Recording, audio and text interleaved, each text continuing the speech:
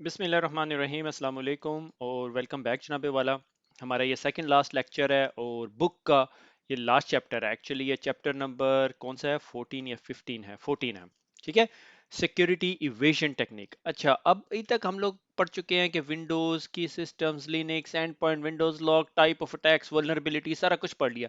अब हमने देखना है कि हैकर्स अपने आप को या कोई भी डॉजी पर्सन जो है आपके नेटवर्क में है तो वो आपको के नेटवर्क को अवॉइड या आपके सिक्योरिटी के जो टूल्स हैं उन्हें अवॉइड कैसे करता है। ठीक है, फायरवॉल को कैसे अवॉइड करेगा, आईपीएस को कैसे अवॉइड करेगा, और ये बहुत डिटेल नहीं है इसके अंदर। मेरे ख्याल में 6 या 7 सफ़ों का चैप्टर है, मगर आइडिया आपको बहुत अच्छा है। ये डायग्राम मुझे इतनी पसंद है, मैंने कहा एक दफ़ा दोबारा लगा दी जाए। आर्किटेक्चर से रिलेटेड कि आपके पास फुल पैकेट कैप्चर आ रहा है, वायरशार्क आपको फुल पैकेट कैप्चर देता है, सिक्योरिटी अनियन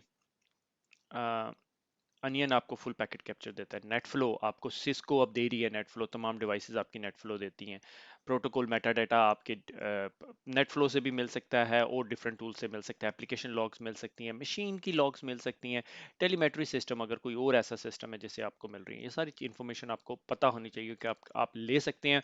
उसको पार्स करेंगे, फॉर्मेट करेंगे और उसके बाद आप अलर्ट जनरेट करेंगे। और threat Intel, sticks and taxi एक प्लेटफॉर्म है। मेरे ख्याल में आपके अगले जो बुक है, अगला जो एग्जाम है उसके अंदर बात करेंगे। इंक्रिप्शन एंड टनलिंग, इंक्रिप्शन जो सी है ना वो सबसे इंपॉर्टेंट चीज है।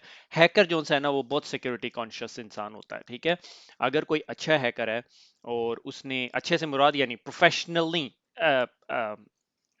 एक्सपर्ट हैकर है, ठीक है, ये वर्ड यूज करते हैं, प्रोफेशनल हैकर भी एक डिफरेंट टर्म चली जाती है। वो कोशिश करेगा कि आप उसकी कोई भी चीज डिटेक्ट ना कर सके। ठीक है, और उसके लिए वो क्या करेगा, आपके नेटवर्क से इनक्रिप्टेड टनल निकाल के ले जाएगा, और इनक्रिप्टेड टनल होगी तो आपको नजर ही नहीं आएगा वो किस किस्म की इंफॉर्मेशन लेके जा रहा है। ठीक है, तो सवाल ये पैदा होता है फिर आपके पास कोई ऐसे टूल होने चाहिए या आपके पास ऐसी विजिबिलिटी होनी चाहिए जो आपको ये दिखाए कि यार ये जो इंक्रिप्शन आपके नेटवर्क से गुजर के जा रही है, ये encryption is not accounted for, कि आपको पता ही नहीं है ये इंक्रिप्शन हो रही है। ठीक है, अब जिस तरह ये एक टूल है, ये एक हार्डवेयर है, ठीक है, जो हैकर्स आपके सिस्टम में आके इम्प्लांट कर देते हैं, आपकी यूएसबी पे लगाते हैं और आपकी नेटवर्क केबल लगा देते हैं। इस डिवाइस को आईपी एड्रेस देने की भी जरूरत नहीं होती, और ये बैक टू हैकर्स के जो सर्वर है उसके साथ बात कर रहा होता है, और हैकर उसके जरिए आपके नेटवर्क में बैठ के सारे काम कर रहा होता है। ठीक है, इस स्पेसिफिक डिवाइस को लैंड टर्टल कहते हैं, LAN टर्टल। ठीक है, जिसे कछुआ कहते हैं हम लोग। ठीक है, इसका ये एक फ्रंट एंड है, इसमें ऑटो SSH है, यानी ये बैक एंड अपने सर्वर के ऊपर जो सा है मेंटेन परसिस्टेंट सिक्योर शेल आपका मेंटेन करके रखता है। क्रोन्स हैं, स्केड्यूल टास्क और बाकी आप सारे काम कर सकते हैं। ठीक है, लैंड टर्टल एक टेक्निक है और वो इंक्रिप्टेड टनल बना के लेके जाता है, तो आप उसको खोल भी नहीं सकते। और अगर आपके नेटवर्क में ऐसा कोई लगा हो, IT डू नॉट रिमूव, कोई बंदा उस चीज को चेंज नहीं करेगा। आपका अगर नेटवर्क जो सा है, मैंने एक ऐसे नेटवर्क में काम किया जिसमें 15,000 नोड थी। ट्रस्ट में 15,000 नोड आपको विजिबिलिटी नहीं दे सकती। ठीक है, तो 15,000 नोड में कोई भी बंदा कहीं पे भी जाके किसी के पीसी के पीछे जो सा है ये प्लग इन करके और साथ केबल लगा दे।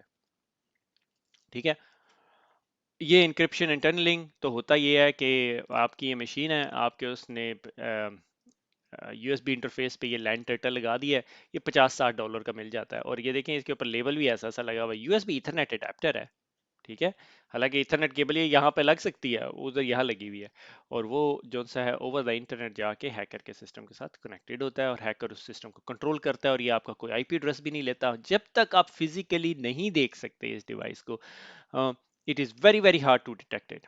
ठीक है, अब उसके लिए बहुत सारे सिक्योरिटी टूल्स आजकल क्या कर रहे हैं कि आपके अगर यूएसबी इंटरफेस के ऊपर, ठीक है, आजकल लोग जो से हैं वो ई सिगरेट आ गए हैं, ठीक है, वो भी आके यूएसबी इंटरफेस में लगा देते हैं, यूएसबी भी लगा देते हैं, और यूएसबी के अंदर अक्सर लोगों ने एक प्रूफ ऑफ कॉन्सेप्ट जो है प्रोड्यूस किया था यहाँ पे सिक्योरिटी हैकर रिसर्च ग्रुप ने, कि आप अपने माउस के अंदर एक छोटा रास्पबेरी पाई टाइप की छोटी सी एक डिवाइस बना सकते हैं। मैं उनमें से एक आधी डिवाइस आपको दिखाऊंगा भी।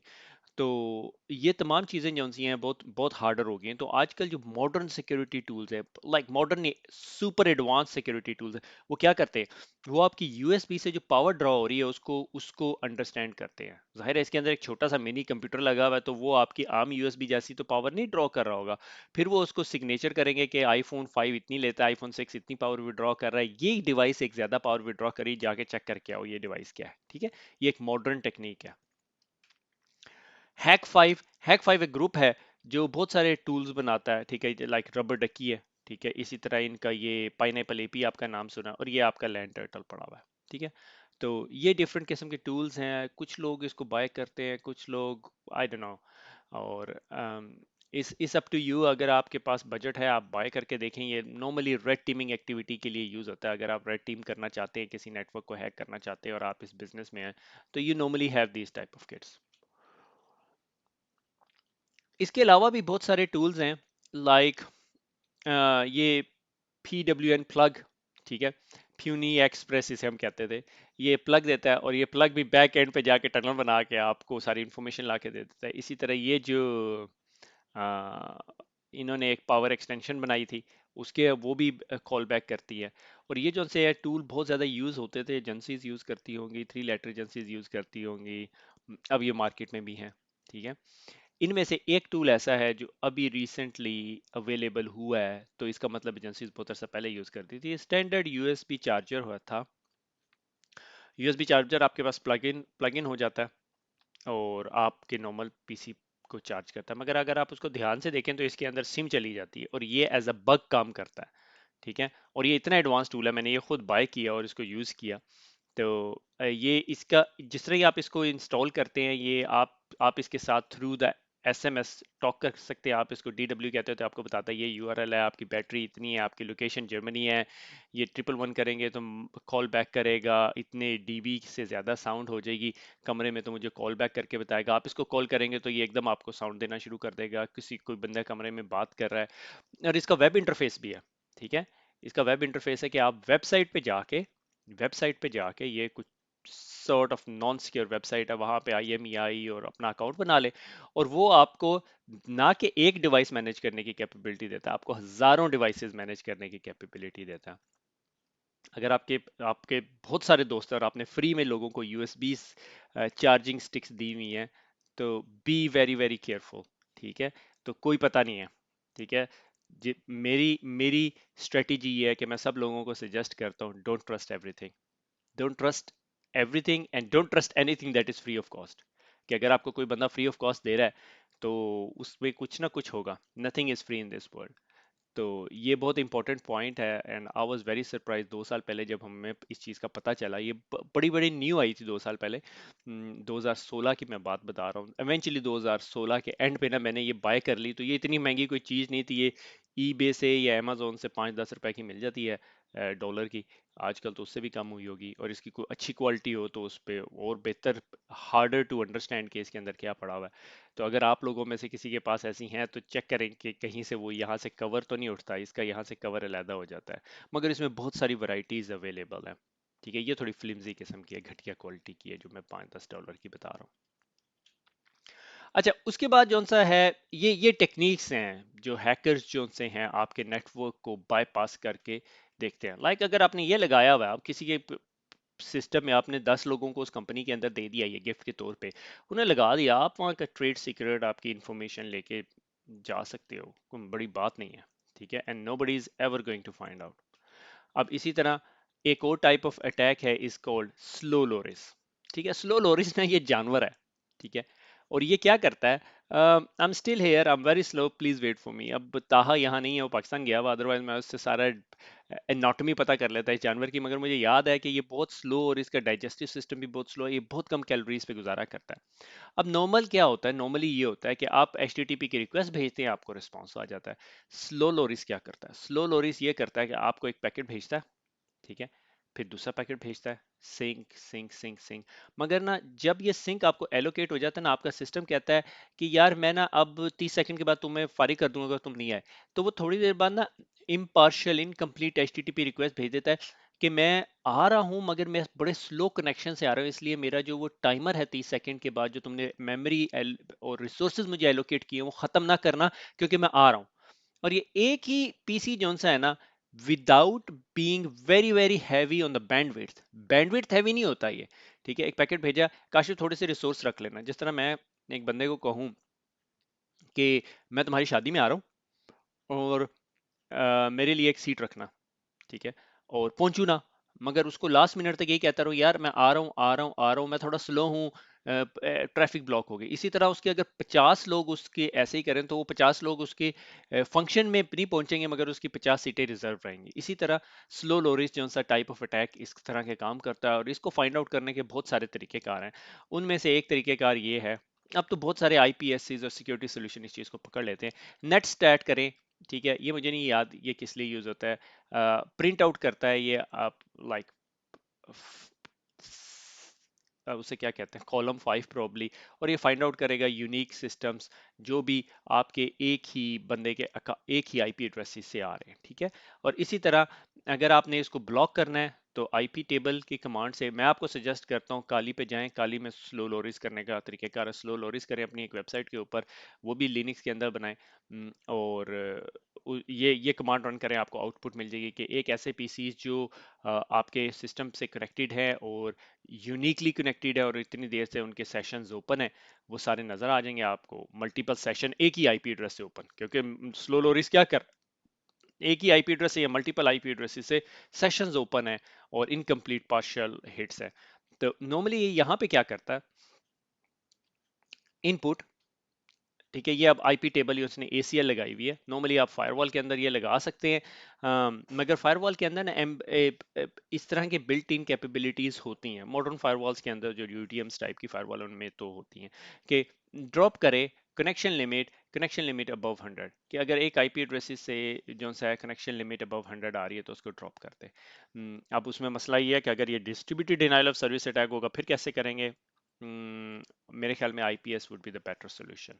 तो मेन मकसद आपको ये बताने का स्लो लोरिस कैसे काम करता है, इसकी फिक्र ना करें, सिस्को आपसे ये नहीं पूछेगी ठीक है।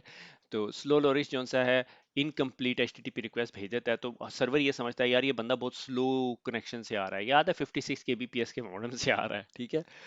अच्छा, उसके बाद जो सा है ट्रैफिक फ्रेगमेंटेशन। ट्रैफिक फ्रेगमेंटेशन अगर आपको याद हो कि हमारे जो नेटवर्क के ऊपर एक एमटीयू वैल्यू होती है, ठीक है, 1400 या 1500 जो भी है, ठीक है, और हम उस पैकेट को जो सा है फ्रेगमेंट कर देते हैं और उसमें फ्रेगमेंटेशन बिट जो सी है 1 कर देते हैं कि यार ये पैकेट ए है, इसका अगला पैकेट आएगा, उससे अगला पैकेट आएगा, उससे अगला पैकेट आएगा, और लास्ट में 0 कर देते हैं कि यार ये लास्ट पैकेट, आप इसको असेंबल कर लो। कुछ ऐसी टेक्निक्स होती हैं जिसमें आप पैकेट की फ्रेगमेंटेशन को छेड़छाड़ करते हो और दूसरे सिस्टम पे इफेक्ट आ जाता है। उसकी उसकी एक एग्जांपल, मोस्ट कॉमन एग्जांपल जो है टीयर ड्रॉप अटैक, आपकी बुक ने टीयर ड्रॉप को डिस्कस नहीं किया, इस sort of a denial of service attack, कि मैंने एक पैकेट भेजा, ठीक है, यहाँ से निकला यहाँ पे पहुंच गया। अब दूसरा पैकेट जब मैंने भेजा तो उसका ऑफसेट जोन सा है ना, अगर ये मैं कहता हूँ 0 to 8 है, और अगले पैकेट का ऑफसेट जोन सा है वो लाइक कहते हैं 9 to 16 होना चाहिए ना, मैं उसका ऑफसेट कहता हूँ 4 to 12। तो अगला पैकेट जब उसके पास पहुंचेगा वो सॉर्ट ऑफ इस तरह मैप हो रहा होगा। तो ये इम्प्रॉपर मिस अलाइंड जो ऑफसेट भेज के दूसरा सिस्टम जो सा उन पैकेट को इकट्ठा संभालता रहता है, उसकी मेमोरी ओवरफ्लो हो जाती है और वो डिनाइल ऑफ सर्विस अटैक हो जाता है। आईपी फ्रेगमेंटेशन के अंदर बहुत सारी डिफरेंट टाइप ऑफ अटैक है। आईपी फ्रेगमेंटेशन ओवरलैप है, ओवरलैप कर देते हो। आईपी फ्रेगमेंटेशन बफर ओवरफ्लो है, टू मेनी पैकेट्स हैं, टू स्मॉल पैकेट्स हैं, टू बिग पैकेट्स हैं, इनकम्प्लीट पैकेट्स हैं, ये सारा कुछ होता है। इसी तरह फ्रेगमेंटेशन के अंदर कुछ इस किस्म के भी अटैक्स होते हैं कि से फॉर एग्जांपल यहाँ पे आपकी आईपीएस बैठी हुई है और मैंने भेजना है ATTACK, ठीक है, जिस तरह ये अटैक पैकेट पहुंचेगा वहां पे तो ये एक्चुअली मेरा मेलवेयर एग्जीक्यूट हो जाएगा। अब बीच में जो सी है वो आईपीएस बैठी हुई है, जिस तरह वो भी वर्ड अटैक देखेगी वो भी फटा डाल देगी। तो मैं क्या करता हूँ, मैं ATTA के साथ एक और यहाँ पे एक और छोटा सा फ्रेगमेंट भेजता हूँ तो जिसमें एक्स डाल देता हूँ, ठीक है, मगर उसका सीआरसी ना थोड़ा रबिश कर देता हूँ। जिस तरह वो यहाँ पहुंचेगी तो एंड मशीन देखिए सीआरसी सही से कैलकुलेट नहीं हो, उसको ड्रॉप करेगी, बाकी को असेंबल करेगी, अटैक एग्जीक्यूट हो जाएगा। जबकि यहाँ पे ये समझेगी अटैक तो नहीं है, सिग्नेचर मैच नहीं हो रहा, क्योंकि मेरा सिग्नेचर कहता है कि ये पैकेट अटैक कहलाए, एक्स ना कहलाए, ठीक है। अब मॉडर्न आईपीएससीज में ऐसा नहीं हो सकता, ठीक है, ये चीजें हम पढ़ाते थे 10 साल पहले, ठीक है, कि भाई ये जो सा है आईपीएस इवेजन टेक्निक्स है। मगर अब जौन सी है मॉडर्न आईपीएससी जो सी है पूरी स्ट्रीम को अंडरस्टैंड करती है, कॉन्टेक्स्ट को अंडरस्टैंड करती है, अब हम कॉन्टेक्स्ट अवेयरनेस की बातें करते हैं। अब ये चीजें जो सी हैं इतनी कॉमन नहीं रही। अच्छा, उसके बाद जो सा प्रोटोकॉल मैनिपुलेशन जो सा है बहुत इंटरेस्टिंग है। इसमें डिफरेंट किस्म के प्रोटोकॉल जो से आप मैनिपुलेट कर सकते हैं। रिप ओएसपीएफ के अंदर अगर आप सीसीएनए कॉन्टेक्ट से आए हैं तो वो स्प्लिट होराइजन टाइप के अटैक्स और इस तरह की चीज़ें, ये जो लैन होपिंग अटैक्स जिसमें वी लैन के को होप कर लिया जाता है, इस तरह के अटैक्स होते हैं। ठीक है, अब एक गलती है, मुझे नहीं पता आपने देखा है या नहीं। अच्छा, अब इसके अंदर जो सा है, जो सबसे कॉमन चीज जो हम लोग ये यहाँ पे देखते हैं is a TTL type of attack. कि मैं यहाँ से अटैकर हूँ, अगर आपको पता हो कि टीटीएल का मकसद क्या होता है, टीटीएल की वैल्यू इसलिए भेजी जाती है एक पैकेट के अंदर कि वो पैकेट अनलिमिटेडली आपके नेटवर्क पे ना रहे, हर हॉप के बाद उसकी टीटीएल वैल्यू -1 कर दी जाती है और जिस तरह जीरो होती है पैकेट ड्रॉप कर दिया जाता है। अब हैकर क्या करता है, हैकर एक पैकेट भेजता है टीटीएल 3 के साथ, वो एक राउटर से गुजरता है, टीटीएल 2 हो जाता है, सेंसर से गुजरता है 1 हो जाता है, फायरवॉल से गुजरता है 0 हो जाता है, राउटर से गुजरता है तो वो ड्रॉप हो जाता है। ठीक हो गया, ये एक फ्लो है। तो ये पहला पैकेट भेजता है, बोगस पैकेट है, और उसके बाद हैकर जो है अगला पैकेट भेजता है, तो सेंसर समझता है ये इस पैकेट से ही रिलेटेड इंफॉर्मेशन है, तो वो इस चीज को एज अ फ्लो समझता है, मगर एक्चुअली फ्लो नहीं होता, वो पैकेट तो यूजर तक गया ही नहीं होता। तो आईपीएस और फायरवॉल को अवॉइड करने की टेक्निक है कि एक पैकेट भेजा तो दूसरा जब पैकेट भेजेगा वो समझेगा अच्छा ये पहले ही कम्युनिकेशन का पार्ट था। याद है वो जब मैंने ए एक्स एस सी के, ठीक है, तो ये जो एक्स वाला सॉर्ट ऑफ पैकेट इस तरह जा सकता है। मगर मैं ये इस कॉन्टेक्स्ट में नहीं बता रहा, ये दोनों बहुत डिफरेंट कॉन्टेक्स्ट है, मगर मैं एग्जांपल दे रहा हूँ कि कोई ऐसा पैकेट बीच में भेज दिया जाए जो आईपीएस समझे कि यार ये वर्ड अटैक नहीं बना रहा, ये ATTAXCK बना रहा है, मगर एक्चुअली वो एक्स वाला पैकेट तो ड्रॉप हो गया था, यहाँ पे वो टारगेट पे गया ही नहीं। तो जब टारगेट पे ATTACK हो जाएगा तो एक्चुअली वो मेरा मेलवेयर का कोड होगा जो कि एग्जीक्यूट हो चुका होगा। मगर इस अटैक को मैंने प्रैक्टिकल लाइफ में कभी नहीं देखा, मे भी हुआ हो, मगर इसको एग्जीक्यूट करना बहुत कॉम्प्लेक्स है, क्योंकि उसको पता होना चाहिए कि कितने उसको ये टारगेट जो सिस्टम है उसकी सारी इंफॉर्मेशन होनी चाहिए कि कितने हॉप्स के बाद ये जा सकता है, ताकि मैं उतने हॉप्स के बाद भेज के उसको ड्रॉप करवाऊं, और कितने हॉप्स के बाद मेरे पास पीसी पड़ा हुआ तो उतने हॉप्स के टीटीएल बना के भेजूं। समझ आ गई। मगर अगर इनसाइडर इंफॉर्मेशन है, आप ऑलरेडी उस नेटवर्क के अंदर बैठे हुए हैं और आप पिवटिंग द अटैक या आइसलैंड हॉपिंग, ये एक सॉर्ट ऑफ टर्म यूज होती है। मसलन मैं कहता हूँ ये मेरी फायरवॉल है और इस फायरवॉल के ये यहाँ पे मेरा डीएमजेड पड़ा हुआ है, मैं यहाँ से यूं तो जा सकता हूँ ना, क्योंकि यहाँ पे आपका वेब सर्वर पड़ा हुआ है और कुछ चीज़ें पड़ी हुई हैं। आजकल मॉडर्न कंपनीज जो से इस तरह के काम नहीं करती कि कॉर्पोरेट एनवायरनमेंट के डीएमजी के अंदर ऐसी पब्लिक चीज़ें रखें, कोशिश होती है उनकी। अब मैंने जब ये यहाँ पे डीएमजी पे एक मशीन को कंप्रोमाइज कर लिया, अब इस मशीन को शायद एडी पे परमिशन हो तो ये यहाँ से एलडेप कम्युनिकेशन कर सकती है और कोई कम्युनिकेशन कर सकती है और शायद डीएनएस कम्युनिकेशन कर सकती है। तो ये सारी चीज़ें जब अगर कर सकती है तो हम जो सा है इस मशीन को या इस डीएमजी को इसको यूज़ करते हैं, हम पिवट कर सकते हैं। और इधर से मे बी मैं आके यहाँ पे एक प्रिंटर को कंप्रोमाइज कर लूँ, ठीक है, और इस प्रिंटर से जो सा है मल्टीपल शेल चला लूँ, अगर प्रिंटर मुझे ये कैपेबिलिटी देता है, मगर ये डिपेंड करता है। आगे चलते हैं। अच्छा, अटैक किल चेन। अच्छा, अब इसके अंदर ना अटैक किल चेन नहीं है एक्चुअली इसका टाइटल वेरी डिफरेंट है। एक आर्टिकल है, insertion evasion and denial of service eluding network intrusion detection. ये insecure.org के ऊपर पड़ा हुआ है। इसकी आर्टिकल के शुरू में ही आइंस्टाइन की, एल्बर्ट आइंस्टाइन की एक कोट भी है, not everything that is counted counts and not everything that counts can be counted.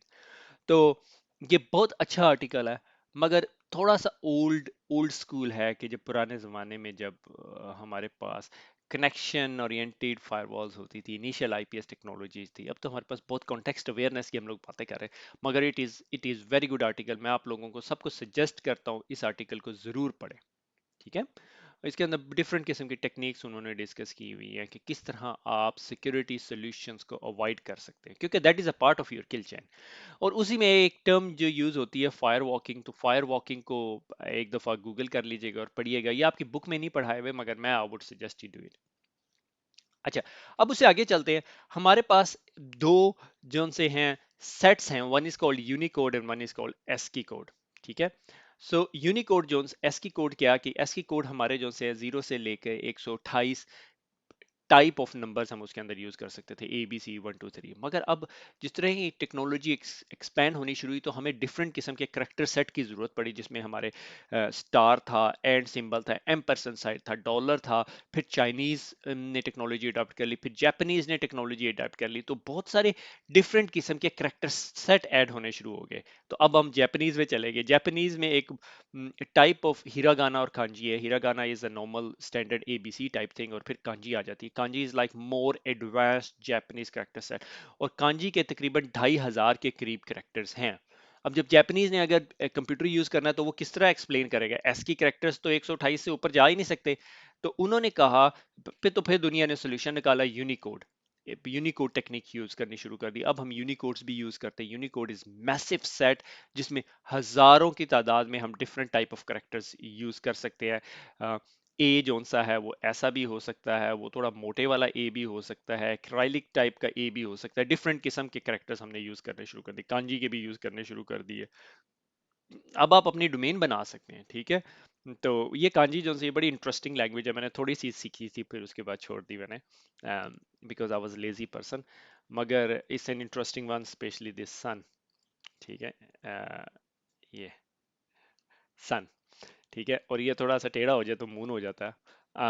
तो वेरी इंटरेस्टिंग। तो एक्चुअली इसके लिए यूनिकोड यूज हुआ। तो अब यूनिकोड जो सा है ना, अगर सिस्टम आपका यूनिकोड अवेयर नहीं है और आप यूनिकोड को इंटरप्रेट नहीं कर रहे प्रॉपरली, ठीक है, मैं आपको आगे एक एग्जांपल दिखाऊंगा, तो आपके लिए ये बहुत मुश्किल है इस तरह के अटैक से बचना।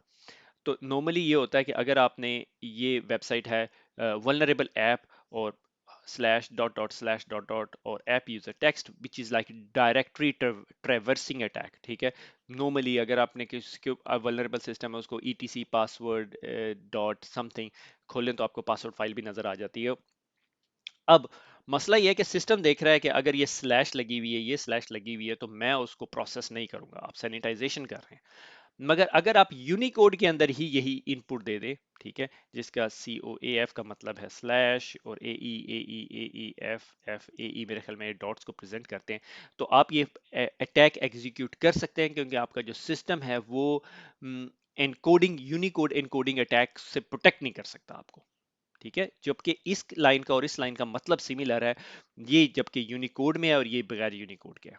सही हो गया, आपने ये जो स्पेशल करेक्टर्स है उनको यूनिकोड में कन्वर्ट कर दिया।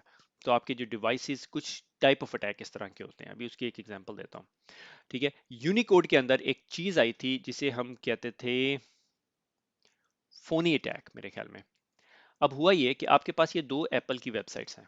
This is apple.com, this is apple.com, secure है, HTTPS, मगर एक्चुअली ये एप्पल नहीं है, ये यूनिकोड है।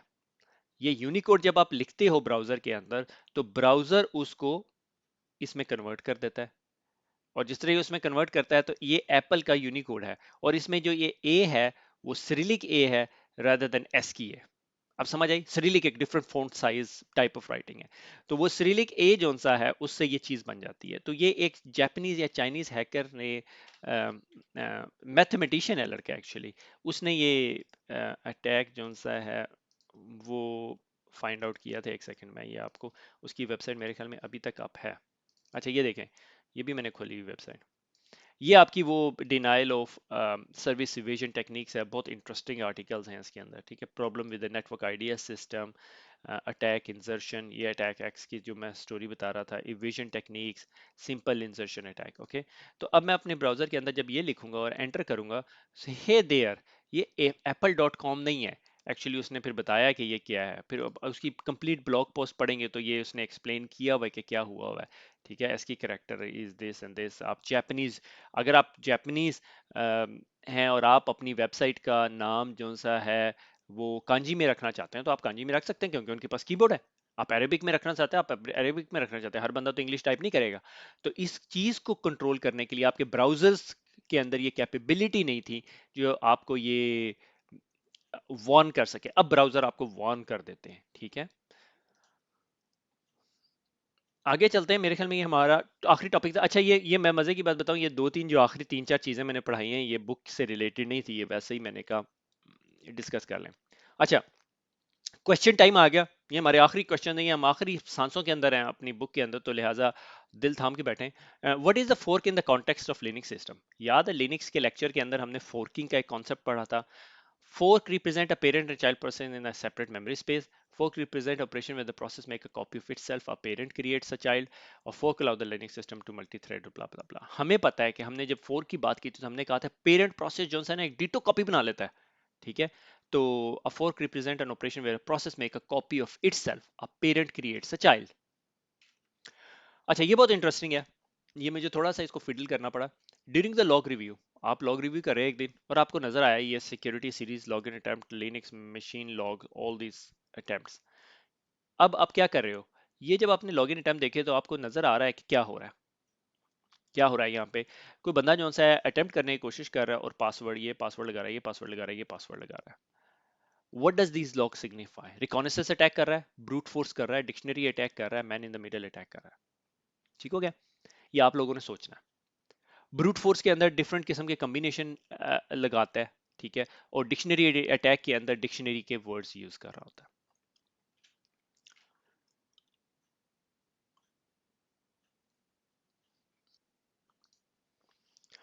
और मेरे नज़दीक अप्रोप्रिएट आंसर जो सा ये डिक्शनरी अटैक है, क्योंकि अगर ये ब्रूट फोर्स अटैक होता तो इसके अंदर जो सा पासवर्ड 1, पासवर्ड 2, पासवर्ड 3 बहुत क्लोज रिलेशनशिप नजर आता है। ये अपेरेंटली लग रहा है कि डिक्शनरी अटैक है। आगे चलते हैं, आगे भी है। Which of the following are considered DDoS attack methods? Distributed denial of service attack कौन से हैं? Amplify, direct, reflect, all of the above, none of the above. आपको याद है हमने एम्पलीफिकेशन अटैक, डायरेक्टेड अटैक और रिफ्लेक्टेड अटैक सारे पढ़े थे, जिसमें स्मर्फ अटैक्स वगैरह की बात की थी हम लोगों ने। तो ये तीनों किस्म के जो टाइप ऑफ अटैक है वो सारे के सारे जो से हैं डीडॉस टाइप ऑफ अटैक्स हैं। यहाँ पे हम जो सा है ये लेक्चर नंबर मेरे ख्याल में 24 था, इसको खत्म करते हैं। तो अगला एक लास्ट एडवाइस टाइप का लेक्चर है, वो देखते हैं और उसके बाद फिर हम इस चीज़ को फिनिश करेंगे। सी यू इन नेक्स्ट लेक्चर। अल्लाह हाफिज़।